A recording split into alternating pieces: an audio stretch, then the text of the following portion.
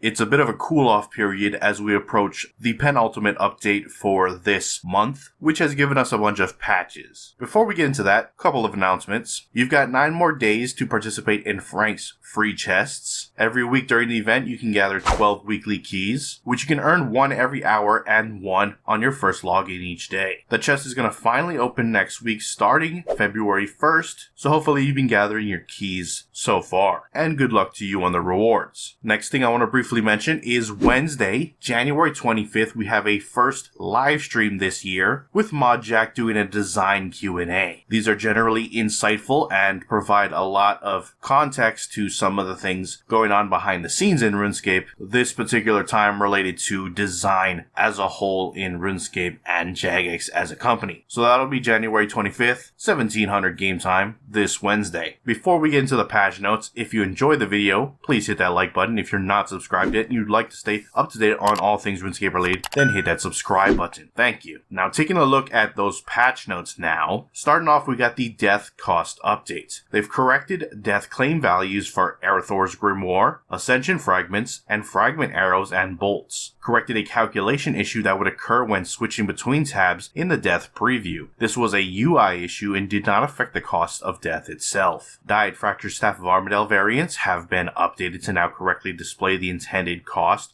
/ item value and death cost. Fixed a small issue with members only items in Death's Overflow being claimable in free-to-play worlds. Fixed an issue where items stored with death weren't refreshing when claiming via the gravestone. Moving on to some general changes, you can now send quick chat messages via private message to a friend in the lobby without crashing your client. Cheeto and Frito have returned to Het's Oasis in their usual spots. Grim Nash no longer disappears after falling asleep during the Grimtails quest. Tool leprechauns can no longer note elder saplings. Sign of the Porter no longer banks flowers from Het's Oasis bushes. Skull Scepter's left-click option is now teleport. Bug fixed in which teleport locations for the Skull Scepter were not unlocking as intended. Players can once again receive Master Clue scrolls when killing NPCs. The Necklace of Gluttony effect now applies correctly to all food types. The Legacy interface skin is now applied to the Treasure Hunter prize window. Players are now removed upon taking their helmets off in Dondakin's gold mine. Updated the penguin hint for the Wilderness Penguin to include new land added around the volcano. Treasure Hunter no longer closes itself the first time it's opened by new players. The Quest Point Cape perk can now be activated from the Max Cape perk interface. Map markers for the following quests have been added to match the current quest state.